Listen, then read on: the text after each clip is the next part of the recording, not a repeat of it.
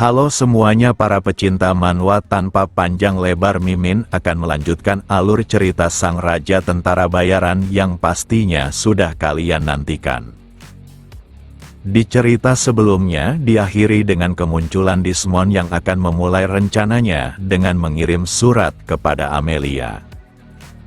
Beralih ke wilayah Fenris, tepatnya di Kastil Fenris itu sendiri, tempat Gislan seharusnya berada pasca menduduki Diklat.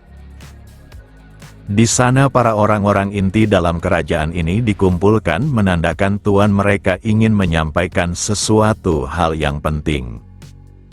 Di sana juga dihadiri oleh Cloud karena sekarang dia adalah bagian dari wilayah Baron Fenris.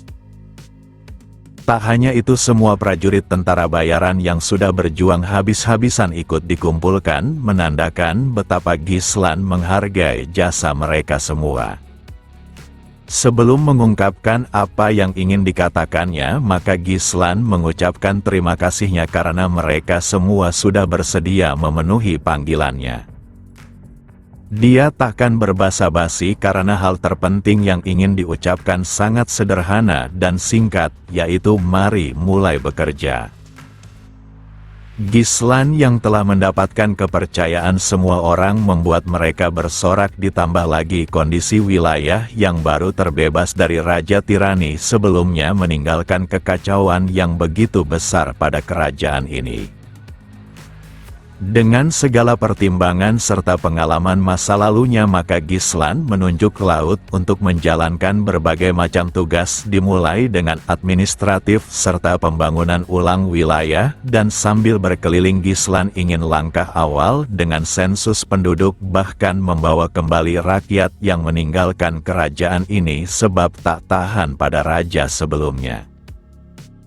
Saat hal itu selesai, maka langkah selanjutnya adalah membeli pasokan makanan selama beberapa bulan, karena perbaikan paling tepat adalah mengatasi krisis makanan.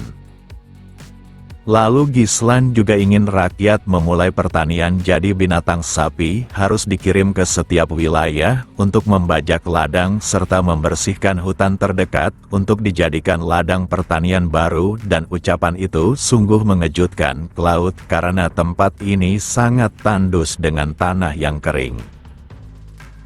Semakin lama Cloud mendengarkan perintah tuannya, maka dia makin tak paham, bahkan Gislan menyuruh untuk menggiling tulang monster sang ular merah dari hutan terlarang untuk dijadikan pupuk. Dia juga ingin semua instruktur lama diganti dengan peralatan baru untuk memaksimalkan kinerja rakyat maupun para prajurit. Tak berhenti di situ saja, dia ingin membangun tempat penyimpanan baru, serta sistem pembuangan. Gislan terus mengoceh akan perubahan yang diinginkannya, dan ini terlalu banyak. Cloud yang mendengar itu tertawa penuh rasa khawatir dan takut, sebab dia adalah sosok yang menjadi kepala administrator serta inspektur dan juru tulis, bahkan bendahara, ditambah petugas pengadaan dan petugas pajak, bahkan semua tugas sebagai kepala diberikan penuh kepadanya. Dia pun mengungkapkan keluhannya karena ini terlalu banyak untuknya. Dan bukankah mencari orang tepat untuk tiap tugas kepala adalah pilihan tepat? Namun Gislan tidak berpikiran seperti itu karena dia percaya pada kemampuan Cloud, ditambah lagi mencari orang seperti itu akan memakan waktu yang lama dan Cloud pasti bisa mengatasinya. Dikarenakan tidak tahan akan tugas yang diberikan padanya, maka Cloud segera melarikan diri sekuat tenaganya.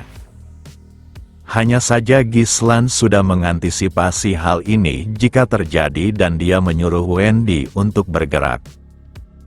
Seketika seorang asasin melompat dan melayangkan serangan untuk menangkap Cloud yang berjuang melarikan diri. Dalam waktu singkat gadis ini melakukan tugasnya dengan baik, dan keterampilannya ini sungguh sangat mirip dengan Belinda. Gadis menyeramkan ini tersenyum dan memperkenalkan dirinya sebagai pengawal Cloud yang ditugaskan langsung oleh Belinda. Walau Cloud memohon untuk dilepaskan dan dia lebih memilih menjadi pekerja biasa saja tanpa henti dibandingkan menjadi kepala yang harus memikirkan segalanya. Sebagai penguasa, Gislan mengetahui hal paling mendasar yang sering diabaikan, yaitu seorang bangsawan maupun tuan tanah berkewajiban melindungi para rakyatnya. Ketidakpercayaan terhadap bangsawan telah terbangun kuat di kerajaan ini yang disebabkan oleh raja sebelumnya dan para rakyat hancur dalam kemiskinan yang menyedihkan. Kelaparan pun melanda kerajaan Dinglath dan seringkali rakyat mati begitu saja. Tak hanya itu, saat perang raja sebelumnya memeras rakyatnya, dan untuk memulihkan kerajaan ini dengan cepat maka satu-satunya cara yaitu memulihkan pondasi wilayah. Akan tetapi Gislan mengetahui masalah lainnya yang tak kalah penting, bahkan masalah itu membuat mereka tidak bisa bergerak. Di mana Gislan kehabisan uang, dan jika seperti ini terus maka mereka tidak akan memiliki uang yang cukup untuk membayar gaji para pekerja.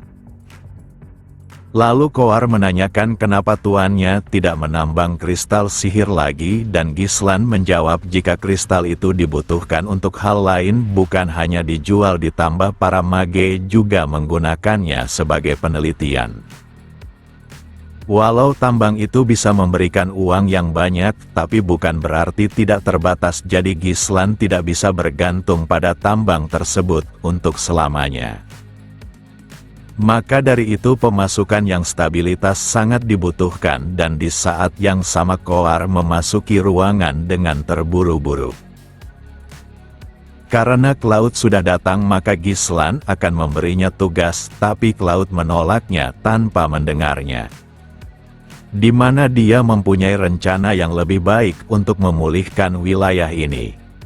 Sambil tertawa, Cloud ternyata menyarankan untuk membangun kasino saja. Ucapan itu membuatnya dilemparkan keluar dari kastil, padahal semua orang sudah mendengarkannya dengan serius. Setelah itu Belinda memerintahkan Wendy untuk memberikan pelajaran ketika Cloud mengatakan sesuatu yang buruk. Cloud tetap bersikeras jika ini adalah cara yang terbaik, karena mereka tidak bisa bertani disebabkan tanah tandus dan tidak bisa membangkitkan kristal sihir, jadi ini adalah yang terbaik, dan Alfoy yang mendengar itu sangat setuju. Gislan pun menjawab jika dia akan memikirkan hal itu saat situasi sudah lebih stabil, dan untuk sekarang Cloud hanya perlu melakukan yang diperintahkan. Jika membangun sebuah kasino sebelum wilayah ini memiliki infrastruktur solid, maka mendapatkan uang dengan cepat bisa terjadi, tapi akan menjadi berbahaya, bahkan jauh lebih buruk. Jangka panjangnya wilayah ini harus berhadapan dengan beberapa tindakan yang tidak bagus melalui campur tangan wilayah lain dalam kasino. Cloud mengerti, tapi sekarang wilayah ini sudah kekurangan makanan, bahkan tidak memiliki uang cukup untuk membeli persediaan bulan berikutnya. Alfoy yang sebelumnya tak pernah menyentuh perjudian sangat mendukung tujuan mulia Cloud, dan dengan kemampuannya maka dia pasti bisa mengumpulkan uang yang banyak. Kemudian Gislan menegaskan jika dia akan mengurus soal makanan dan memikirkan mencari uang saat itu berhasil. Dia akan membuat tanaman tumbuh di tanah tandus ini, jadi Cloud hanya perlu melakukan yang diperintahkannya. Cloud sungguh tak mengerti jalan pikiran tuannya, padahal tanah ini sangat kering hingga mustahil ditumbuhi tanaman. Gislan yang mendengar itu tersenyum, dan apakah Cloud ingin taruhan? Sampai akhir Cloud tetap yakin jika hal itu sangat mustahil, dan jika bisa dilakukan maka kerajaan ini sudah pasti melakukannya. 3 bulan kemudian, Cloud dan Alfoy sungguh tercengang atas apa yang dilihatnya. Di mana semua orang seakan sedang bermimpi karena tanah yang dulunya kering benar-benar ditumbuhi gandum. Para rakyat sangat bersemangat karena mereka bahkan sudah melupakan sensasi saat memanen. Dengan suara rendah Cloud menanyakan bagaimana tuannya bisa melakukan hal ini. Gislan pun memberitahu rahasianya jika dia sebelumnya memerintahkan untuk menyebarkan gilingan tulang sang ular merah dari hutan terlarang demi menggemburkan tanah. Lalu menanam gandum yang diberikan mana khusus oleh para mage. Berkat pertumbuhan yang dipercepat, maka mereka bisa memanen jauh lebih cepat dari hal normal. Kini Alfoy paham alasan Gislan menyuruh para mage untuk membuat mantra sihir itu. Sementara itu Vanessa sangat terkesan pada kemampuan Gislan yang berpikir untuk menggabungkan semua mantra sihir dan menggunakannya pada bibit. Meski ini terdengar hebat tapi Gislan bukanlah sosok mage yang mengetahui hal tersebut. Akan tetapi ini adalah metode yang ditemukan oleh penyihir di masa depan. Gislan tak peduli bagaimana bisa cara kerja penggabungan sihir itu, tapi dia hanya peduli pada hasilnya. Seluruh rakyat yang melihat pencapaian ini bersorak dan mereka berjanji untuk mengikuti semua perintah tuannya tanpa bertanya walau terkadang terdengar aneh tapi hasilnya sungguh memuaskan. Mereka bahkan bersorak sambil mendoakan Baron Fenris panjang umur dan saat semua orang bergembira maka Cloud dan Alfoy mencoba untuk pergi. Akan tetapi mereka harus berhenti karena Gislan menyadari hal tersebut. Lalu Gislan mengungkapkan jika terdapat kontrak yang harus mereka berdua tanda tangani. Kontrak itu adalah taruhan tentang keberhasilan serta kegagalan tumbuhnya tanaman di tanah tandus. Jika menang maka mereka akan mendapatkan kebebasan serta uang yang besar, tapi jika kalah maka mereka harus bekerja selama 10 tahun sebagai budak tanpa dibayar. Baik Cloud dan Alfoy adalah orang yang sangat hebat dalam taruhan tapi kali ini mereka dikalahkan pada keahlian mereka sendiri. Pasca pasokan makanan stabil maka Gislan kembali menambang dan akhirnya kristal sihir bisa digunakan pada hal lain selain dijual. Kemudian Gislan mengadakan pertemuan dengan Master Menara dan menyarankan kepadanya untuk membangun cabang di wilayahnya. Dikarenakan Master Menara Sihir enggan melakukannya, maka Gislan mengungkapkan jika deklarasi perang sepihak di Glat hampir saja menghancurkan Perdium dan kemenangan susah payah diraih dengan melalui peledakan item kristal sihir.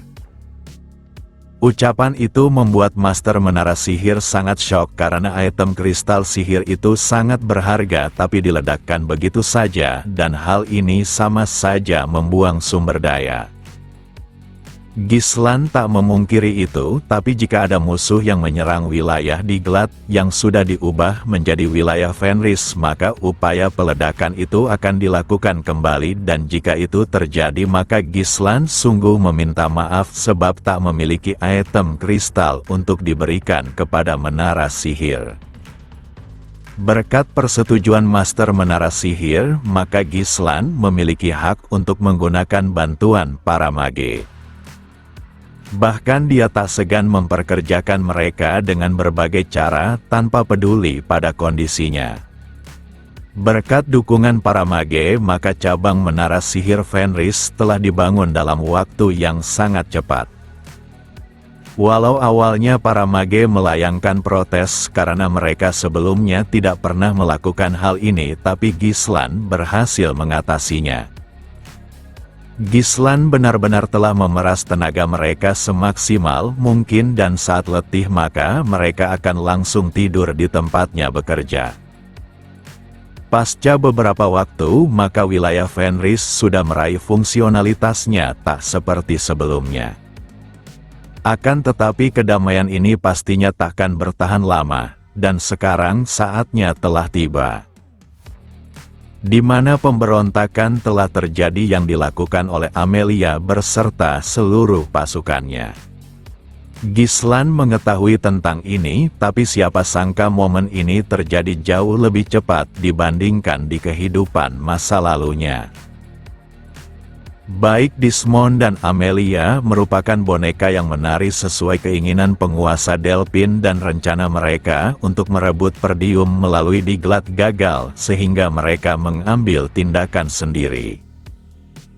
Bagi Gislan perangnya takkan berakhir sebelum dia menghancurkan seluruh musuhnya dan alasan dia tidak langsung bergerak karena musuh yang dihadapinya tidaklah sedikit dan dia juga membutuhkan pasukan kokoh untuk menaklukkan mereka. Insiden ini membuat Belinda dan Gillion khawatir hingga menanyakan rencana tuannya. Gislan pun mengungkapkan jika dia takkan diam saja dan rencananya adalah menuju ke ibu kota. Sementara itu di sebuah tempat terdapat seseorang yang misterius dengan kulit aneh. Saat menyentuh cahaya matahari maka tubuhnya seakan kesakitan dan wujudnya benar-benar mengerikan bahkan memakai pelindung pada kepalanya. Sosok ini sungguh bosan hidup seperti ini dan apakah kematian adalah jalan terbaik?